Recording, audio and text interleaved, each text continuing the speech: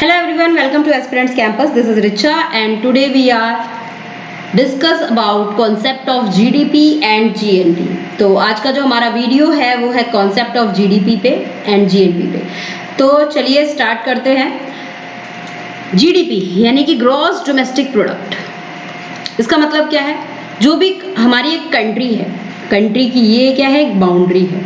इस बाउंड्री के अंदर जितना भी प्रोडक्शन हो रहा है, ठीक है, उसको अगर हम काउंट करेंगे तो वो हमारी जीडीपी कहलाएगी. अगर हम देखते हैं कि जीडीपी इतना बढ़ गया या इतना कम हो गया, इसका मतलब क्या है?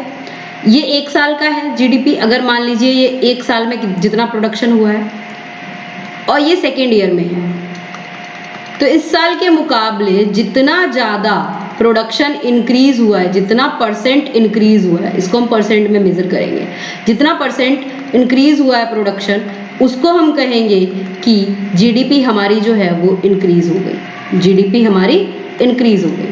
ठीक है. जीडीपी जब कोविड टाइम था तो काफ़ी जीडीपी डिक्रीज हो गई थी हमारी, यानी कि उस टाइम पे हमारे कंट्री में प्रोडक्शन वगैरह जो था वो सब बंद था. तो जीडीपी क्या है? एक मैक्रो कॉन्सेप्ट है, मैक्रो इकोनॉमिक्स का ये कॉन्सेप्ट है, क्योंकि हम पूरी कंट्री के बारे में पढ़ रहे हैं. जीडीपी का मतलब क्या है? Market value of all final goods. जितने भी फाइनल गुड्स होते हैं जो पूरी तरीके से बन गए हैं, उन गुड्स की मार्केट वैल्यू और उसके जो services produced by all the producing units, जो भी प्रोड्यूसिंग यूनिट्स हैं जो गुड्स एंड सर्विसेज देते हैं, कहाँ पे? Domestic territory of a country, मतलब कंट्री के बाउंड्री के अंदर, during a period of 1 year. कितने साल में? एक साल के समय में.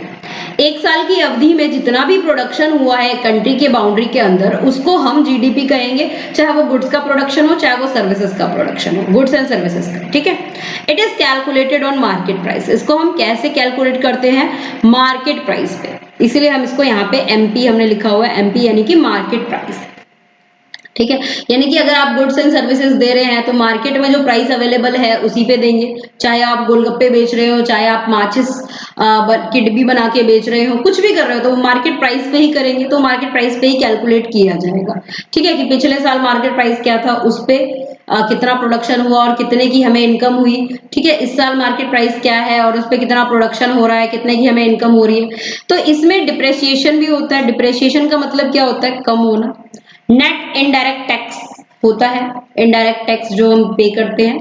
वैल्यू होता है आउटपुट प्रोड्यूस्ड, जो भी आउटपुट वगैरह हमारा बन के आया है, यानी कि फाइनल गुड जो भी बना है उसकी value within the domestic territory. कहाँ पे? कंट्री के बाउंड्री के अंदर.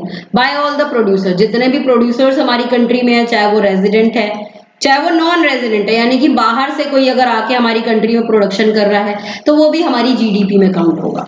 ठीक है. हाँ, लेकिन अगर हमारी कंट्री का कोई व्यक्ति बाहर जाके प्रोडक्शन कर रहा है या बाहर जाके कमा रहा है, अपनी सर्विसेज दे रहा है, तो वो जीडीपी में काउंट नहीं होगा. ये चीज ध्यान रखना है. तो the activities that are not included in GDP. कौन सी एक्टिविटीज है जो जीडीपी में इंक्लूडेड नहीं है? पहला है हमारा net factor income from abroad, यानी कि बाहर से, इंडिया के बाहर से जो भी हमें फैक्टर ऑफ इनकम होता है, चाहे वो कोई जॉब कर रहा हो हमारे इंडिया के बाहर जाके, तो वो हम जीडीपी में काउंट नहीं करेंगे, वो हम काउंट करेंगे जीएनपी में. ठीक है. ग्रॉस नेशनल प्रोडक्ट उसमें. तो जीडीपी जो होता है लिमिटेड होता है, डोमेस्टिक टेरिटरी के अंदर होता है कंट्री में, इसीलिए इसमें net factor income from abroad involve नहीं होता है. ये इन्वॉल्व होता है किसमें? जीएनपी में. ठीक है. अब देखिए, गुड्स एंड सर्विसेज जो कि पिछले साल प्रोड्यूस हुई है उसको हम यहाँ पे इन्वॉल्व नहीं करेंगे. इस साल के करंट ईयर के गुड्स एंड सर्विसेज हम यहाँ पे देखेंगे. ठीक है. तो ये भी हमारा जीडीपी का मेजर नहीं है. ठीक है. Value of intermediate good. अगर कोई गुड पूरी तरीके से तैयार नहीं है तो उसकी वैल्यू को हम काउंट नहीं करेंगे. जैसे हम कॉटन की वैल्यू को काउंट नहीं करेंगे, हम कॉटन क्लोथ्स की वैल्यू काउंट करेंगे. ठीक है. तो इसमें वही इंक्लूड होता है जो फाइनल गुड बन चुका है. इंटरमीडिएट गुड्स की वैल्यू नहीं हो काउंट होगी, नहीं तो डबल काउंटिंग हो जाएगी. इसी वजह से इसमें इंक्लूड नहीं किया जाता है. अगर इंटरमीडिएट गुड्स को काउंट कर लिया जाए, पहले आप मान लीजिए कि आपने आटे की कीमत लगाई, ठीक है, आलू की कीमत लगाई, फिर वो आटे और आलू को मिला के आपने समोसा बना दिया, फिर समोसे की अलग कीमत लगाई, तो उसमें क्या होगा? डबल काउंटिंग हो गई. इसीलिए हम सिर्फ एक चीज की जो फाइनल गुड है उसी की कीमत को काउंट करेंगे, उसी की वैल्यू को काउंट करेंगे। ट्रांसफर इनकम हम यहाँ पे काउंट नहीं करेंगे। जीडीपी में सिर्फ फैक्टर इनकम होता है, ट्रांसफर इनकम नहीं होता है। यानी कि अगर मान लीजिए कोई भी चीज सेकेंड हैंड चीज आप बेच रहे हैं, ठीक है, यूनिलैटरल ट्रांसफर है एक से दूसरे को, तो वो काउंट नहीं होगा। यानी कि आपने खरीदा, आपने वो चीज किसी और को बेच दी वो 2-3 साल बाद, तो वो काउंट नहीं होगा। कैपिटल गेन क्या होता है? जीडीपी जो है क्या इंक्लूड नहीं करता है कैपिटल गेन को। इसका मतलब क्या है? जैसे सेकेंड हैंड गुड्स, जो फाइनेंशियल एसेट्स हैं, उनको अगर बेचा जा रहा है तो वो जीडीपी में काउंट नहीं होगा। जैसे आपने अभी कोई बुक खरीदी, उसके बाद वो बुक आपने 1 साल 1.5 साल पढ़ी, आपके काम आ गई, अब आप किसी और को बेचना चाह रहे हैं, सेल कर रहे हैं, तो उस तरीके से वो दोबारा नहीं काउंट होगा। फर्नीचर आपने पहले से खरीद रखा है, आपका फर्नीचर पुराना हो गया, आप किसी और को सेल कर रहे हैं, तो उसकी वैल्यू जो है वो जीडीपी में काउंट नहीं होगी। जो अभी फाइनल गुड बना है उसकी वैल्यू काउंट होगी, ठीक है। या फिर आपने स्कूटी खरीदी, अब वो तो पहले बार की जीडीपी में काउंट हो चुकी है, इस बार अगर आप सेल कर रहे हैं उस स्कूटी को तो वो काउंट नहीं होगी, ठीक है। Any income arising from these transactions are transfer income. तो इन ट्रांजेक्शन से जो भी इनकम होती है वो ट्रांसफर इनकम होती है, फैक्टर इनकम नहीं होती है, इसीलिए इसको जीडीपी में हम काउंट नहीं करेंगे, ठीक है। इलीगल एक्टिविटीज से जो भी इनकम होती है, अगर आपको मान लीजिए कि आप सर्विस दे रहे हैं, सुपारी लेने की सर्विस दे रहे हैं, आप डकैती करते हैं, चोरी करते हैं, या फिर आप पैसा कमा रहे हैं, ठीक है, किस तरीके से? आप कहेंगे कि मैं मर्डर करता हूं और आप मुझे उसके बदले में इतना पैसा दो, 2 लाख दो, तो वो जीडीपी में काउंट नहीं होगा, ठीक है। चाहे आप गैम्बलिंग करें, चाहे ब्लैक मार्केटिंग, स्मगलिंग, इस टाइप की एक्टिविटीज जो होती है वो हमारी नेशनल इनकम में काउंट नहीं होती है, ठीक है। तो ये चीजें, इस सब से जो पैसा कमाया गया है वो जीडीपी में काउंट नहीं होगा, ठीक है। अब देखिए, sale of share and bonds, ठीक है। Sale of shares, debentures, debentures जो हम बेचते हैं, बॉन्ड्स जो हम बेचते हैं, वो नेशनल इनकम में काउंट नहीं होती है, क्योंकि इस टाइप की जो ट्रांजेक्शन्स होती है ये कंट्रीब्यूट नहीं करती है current flow of goods and services को, ठीक है। इसीलिए इसको हम पेपर क्लेम करते हैं सिर्फ। ये फाइनेंशियल एसेट्स है, इसको हम जीडीपी में काउंट नहीं करते हैं, जो भी हम शेयर्स वगैरह खरीदते हैं या बेचते हैं। अब जीडीपी के कंपोनेंट्स कौन से हैं? देखिए, तो जीडीपी में क्या काउंट होता है? कंजम्पशन एक्सपेंडिचर, जिस चीज का कंजम्पशन होगा। इसका मतलब क्या? एक्सपेंडिचर जो है by the household and non profit institution serving goods and services to the household. जो भी गुड्स एंड सर्विसेज आप हाउस होल्ड को सर्व कर रहे हैं, जैसे कि कार, नई कार, फूड ग्रेन्स, कपड़े, स्कूल की फीस, ये सब चीजें जो है ये सब काउंट होगा जीडीपी में, ठीक है। गवर्नमेंट एक्सपेंडिचर काउंट होगा जीडीपी में। इसका मतलब क्या है? गवर्नमेंट ने जो भी एक्सपेंडिचर दिया, जैसे defence, law and order, education, इसके ऊपर जो भी खर्चा होता है वो सब काउंट होगा जीडीपी में। इन्वेस्टमेंट एक्सपेंडिचर काउंट होगा जीडीपी में।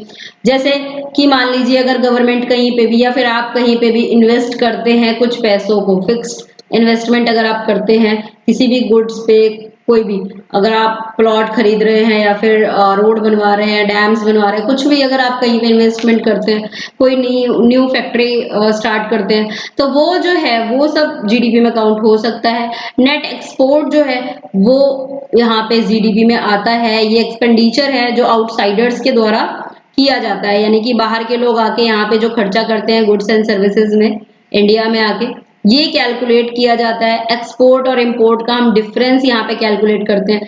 इंडिया से बाहर जो चीजें गई हैं वो एक्सपोर्ट है, यानी कि एक्स है, और इंडिया के अंदर जो चीजें आई हैं वो इंपोर्ट है, यानी कि एम है, ठीक है। तो एक्स माइनस एम, इंडिया से बाहर कितना गया और इंडिया के अंदर कितना आया, ठीक है। तो यहाँ पे हम एक्सपोर्ट माइनस इंपोर्ट देखते हैं। जैसे कि इंडिया के बाहर अगर आपने मान लीजिए कि 4,000 लाख करोड़ की चीजें भेजी है और इंडिया में आया है 2,000 लाख करोड़ की चीजें आई हैं, तो यहाँ पे कितना डिफरेंस है एक्सपोर्ट और इंपोर्ट में? 2,000 लाख करोड़ का, ठीक है। तो इस टाइप के यहाँ पे काउंट होते हैं एक्सपोर्ट माइनस इंपोर्ट। इंडिया के बाहर कितना हमने सेंड किया है और इंडिया के अंदर कितना आया। सी मतलब क्या होता है? कंजम्पशन। जी मतलब गवर्नमेंट। आई मतलब इन्वेस्टमेंट, ठीक है, गवर्नमेंट एक्सपेंडिचर, इन्वेस्टमेंट। और ये एक्स माइनस एम हो गया, इंपोर्ट माइनस एक्सपोर्ट, ठीक है। तो इससे हम नेट जीडीपी निकाल सकते हैं। उसके बाद आता है हमारा difference between GDP and GNP. तो ये बेसिकली आप समझ चुके हैं, जीडीपी जो होती है, जितने भी मनी वैल्यू होंगे वो फाइनल गुड्स के और सर्विसेज के वो काउंट किए जाएंगे कहाँ पे, domestic territory of the country के अंदर। और यहाँ पे क्या होता है, मनी वैल्यू जितने भी फाइनल गुड्स एंड सर्विसेज के होंगे कहाँ पे, अगर आप इंडिया के हैं और किसी और कंट्री में रह रहे हैं, वहां से आप कुछ भी कमा रहे हैं तो वो हमारे जीएनपी में काउंट आएंगे, यानी कि ग्रोस नेशनल प्रोडक्ट, पूरे नेशन का प्रोडक्ट। ठीक है, it is the territorial concept. ये एक टेरिटोरियल कॉन्सेप्ट है, कंट्री के टेरिटरी के अंदर का कॉन्सेप्ट है। ये कंसर्न है with domestic territory of the country. ये डोमेस्टिक नहीं है, ये क्या है, नॉर्मल रेजिडेंट अगर आप किसी भी कंट्री के हैं तो उसका मतलब आपका जो भी इनकम है या फिर जो भी चीजें हैं वो उस कंट्री के जीएनपी में काउंट होगा।